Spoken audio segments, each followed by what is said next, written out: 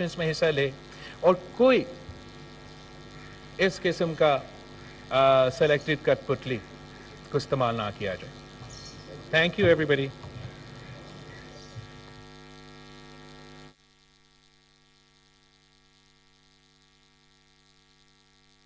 یہ کہ ہمارے آئین کا اساس اسلام ہے. آئین کہتا ہے اسلام پاکستان کا مملکتی مذہب ہوگا. قرآن و سنت کے مطابق قانون سازی ہوگی اور قرآن و سنت کے منافق کوئی قانون نہیں بنے گا. اسلامی نظریاتی کونسل وجود میں آئی اور آج تک تمام سفارشات پر تمام مکاتب فکر کا اتفاق ہے، کونسل کے اندر بھی اور کونسل کے باہر بھی. دوسرا اساس جمہوریت ہے. یہاں ڈکٹیٹرشپ نہیں چلے گی. یہاں پر جمہوری نظام ہوگا جس میں عوام کی شراکت کا تصور ہوگا. تیسری چیز کہ پارلیمانی طرز حکومت ہوگی، یعنی صدارت طرز حکومت نہیں ہوگی. اور چوتھی چیز یہاں ایک وفاق اور اس کے نیچے 4 وحدتیں ہوں گی.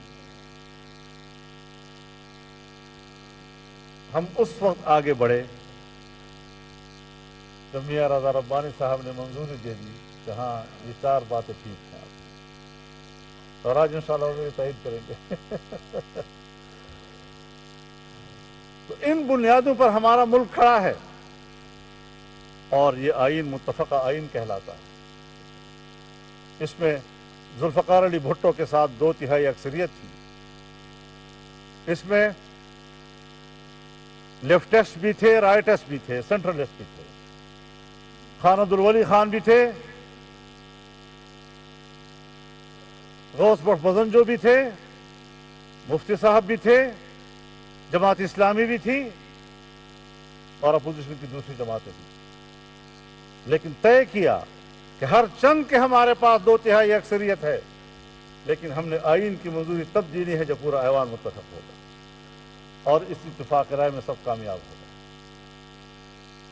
یہ وہ تاریخ ہے کس طرح اس ملک کو متحد رکھنے کی کوشش کی گئی ہے. اس ملک کو ایک نظریہ دیا گیا اور اس نظریے پر اس ملک کو چلایا گیا.